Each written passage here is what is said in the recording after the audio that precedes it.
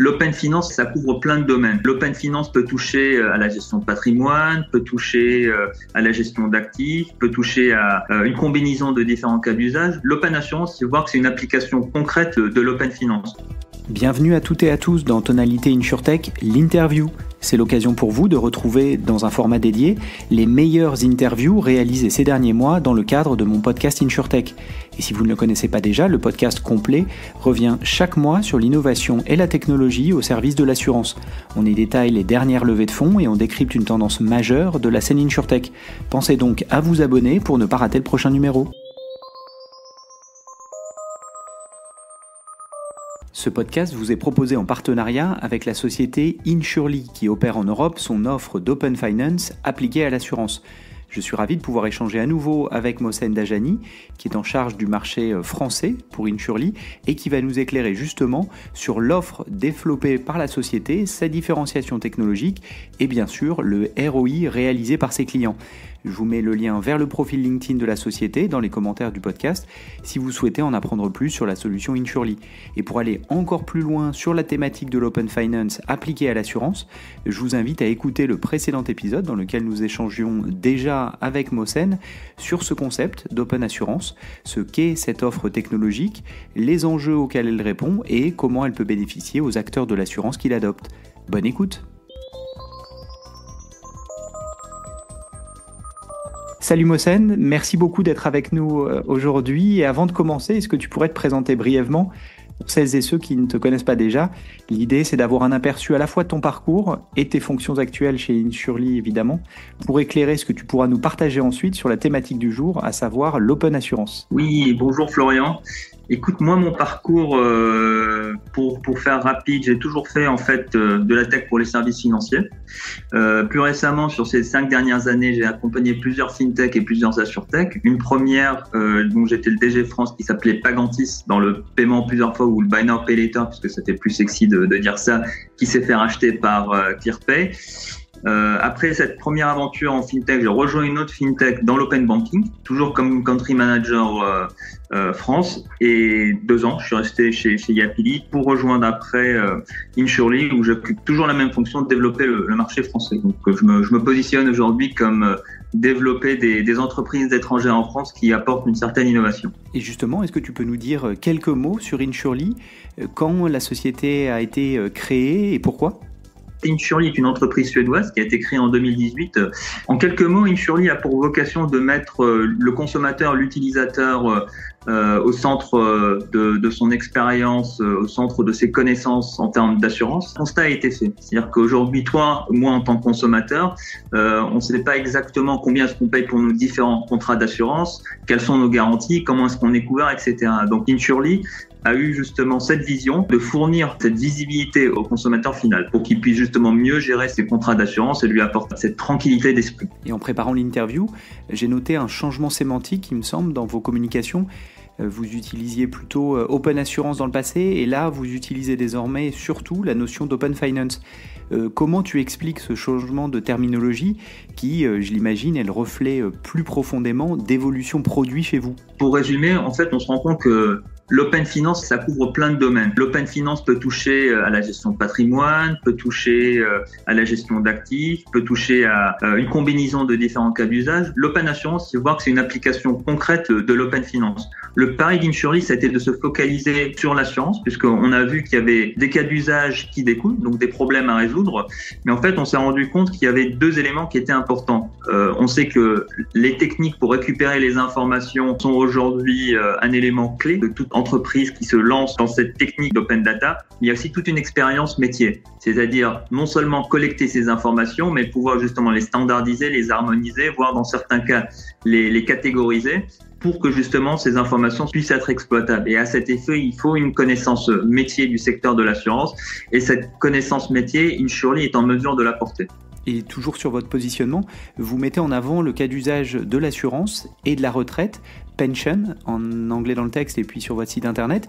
Tu peux nous détailler ces deux cas d'usage en commençant peut-être par le choix justement de ces thématiques spécifiques. Pourquoi ces cas d'usage et qu'est-ce que cela signifie concrètement ? Quand on parle d'assurance, il y a non seulement l'enjeu de comprendre ces couvertures, ces garanties, mais il y a aussi tout un enjeu, on va dire, économique, financier, de dépenses. C'est-à-dire que si toi, aujourd'hui, tu es amené à dépenser un certain montant pour un contrat d'assurance, tu n'as jamais justement de réclamation, tu n'as jamais de sinistre, il est peut-être intéressant pour toi d'aller vers un autre contrat d'assurance aujourd'hui qui serait plus adapté à tes besoins et où dans le cas échéant, tu paierais moins. En fait, c'est un petit peu dans cette logique-là d'économiser de l'argent, mais aussi de planifier aujourd'hui, de mieux gérer ton patrimoine et de planifier ta retraite. Quand on voit en France, on a beaucoup à faire en termes de retraite, donc avec tout ce qui est PERP, Madelin, etc. Donc un énorme travail réglementaire, mais ce qui est très intéressant aujourd'hui en tant qu'individu en France, c'est de planifier sa retraite, surtout quand on voit le climat dans lequel on est aujourd'hui, le climat d'inflation, quand on voit aujourd'hui les rendements que apportent certains plans d'épargne comme Livret A,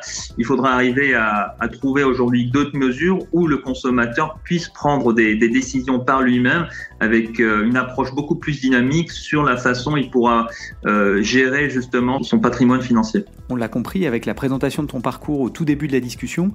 Tu es en charge du développement d'Insurely en France et la société, elle, a démarré en Suède et depuis plusieurs mois, donc, elle opère en France et elle a déjà quelques clients sur ce marché-là. Est-ce que tu peux nous éclairer et nous expliquer le rationnel pour Insurely d'entrer sur le marché français ? En gros, la question que je me pose, c'est pourquoi la France plutôt que l'Allemagne ou l'Angleterre, par exemple, comme second marché pour Insurely ? On a constaté plusieurs éléments. Déjà, on a vu une certaine maturité d'un point de vue numérique sur le marché français. Comparé à d'autres marchés, tu as évoqué l'Allemagne. En fait, nous, aujourd'hui, en tant que consommateurs en France, on a quand même une certaine prédisposition à partager nos données, nos accès aujourd'hui en ligne pour bénéficier d'un service. Je te prends un titre d'exemple aujourd'hui avec toutes les applications qui existent pour agréger les comptes bancaires, où toi, tu peux avoir une vision justement de tes avoirs au travers d'une application. C'est de manière assez analogue, on voit cette première prédisposition. Deuxièmement, le marché de l'assurance en France est quand même très mature et on voit qu'aujourd'hui, il y a beaucoup à faire et aussi par rapport à la typologie des clients qui nous demandent de nous lancer, autant avec des grands groupes d'assurance à présence internationale, autant avec des acteurs très locaux tels que des mutuelles. Donc voilà les deux raisons pourquoi on s'est lancé aujourd'hui sur le marché français. Top, merci, très clair pour cet aperçu. Et pour aller encore plus loin dans la compréhension de la proposition de valeur d'Insurely, il n'y a jamais rien de mieux que de s'intéresser à vos clients. Est-ce que tu peux justement nous en parler un petit peu ? Et au-delà des noms, l'idée c'est d'appréhender d'éventuelles typologies de clients qui ont adopté vos technologies, comment ils en bénéficient et quels sont les cas d'usage sur lesquels vous travaillez déjà. Ce qu'on a constaté, c'est qu'en fait, il y a plusieurs types de clients pour différents cas d'usage. Donc aujourd'hui, on accompagne un assureur en ligne dont la vocation est de fournir un contrat d'assurance d'habitation moins cher de ce qui existe sur le marché.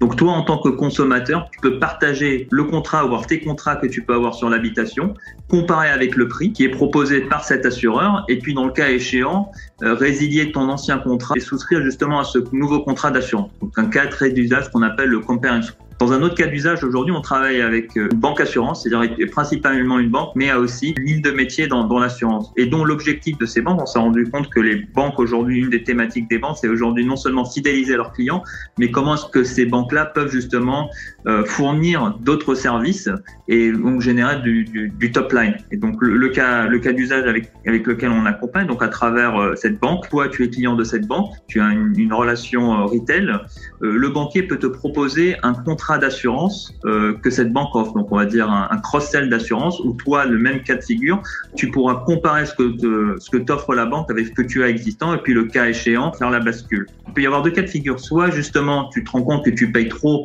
pour un contrat d'assurance et en fait, écoute, tu es trop couvert dans une certaine mesure et tu chercheras à faire quelques économies. Ou le cas contraire, tu te dis tiens, écoute, dans mon contrat d'assurance actuel, même si je paye pas aussi cher, je suis pas aussi bien couvert pour un type de sinistre. Et ce que me propose mon banquier, c'est beaucoup plus intéressant et beaucoup plus pertinent par rapport à mes besoins et à mes attentes. Et justement, en revenant un petit peu à la notion de géographie, est-ce que les cas d'usage sont différents sur le marché français par rapport au marché suédois ? Si tu pouvais nous dire quelques mots sur ce que vous avez mis en place avec ces différents clients, ça serait top, justement pour mieux comprendre les bénéfices de vos produits et voir ce qui a été réplicable ou pas d'un marché à l'autre. En fait, ce que l'on constate un petit peu, c'est qu'en fait, le consommateur est un petit peu le même partout. Chaque consommateur voudra payer le moins cher possible, voudra justement être le mieux couvert possible et avoir le meilleur service et le meilleur accès possible. Donc ça, je pense pas que ça change vraiment d'un pays à un autre.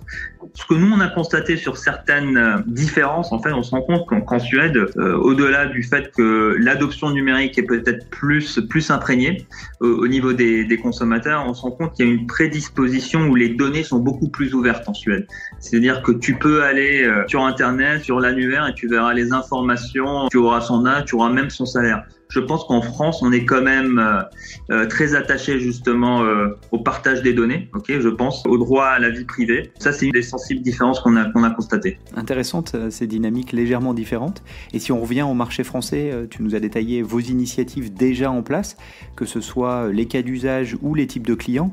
Mais évidemment, je suis curieux d'en apprendre plus sur la suite. Est-ce que tu peux nous partager quelques éléments sur les prochaines étapes d'Insurely qui sont prévues sur le marché français? Tu as raison, en fait, nous, on part pas complètement de zéro. Donc, on reprend aujourd'hui ce qui a marché en Suède et ce qui marche aujourd'hui en France. Donc, on part un petit peu de cette base-là, mais on a tout un travail excuse-moi de l'anglicisme, mais de product market fit. Donc, essayer de voir quels sont les bons produits en France en termes de parcours utilisateur, en termes de besoins, en termes de cas d'usage. Donc, en fait, si tu veux, on s'adapte. On essaye de voir quels sont les besoins. Et ce qui est très promettant et de manière très optimiste aujourd'hui, c'est la traction que l'on a et en fait, avec des cas d'usage concrets qui a peut-être manqué au niveau de l'open banking. Tout simplement, aujourd'hui, toi, par exemple, sur le besoin d'avoir une vision sur des agrégateurs de comptes bancaires, avoir une vision agrégée de tous ces comptes-là est peut-être moins pertinent puisqu'en France, on n'est pas aussi multi-bancarisé que ça.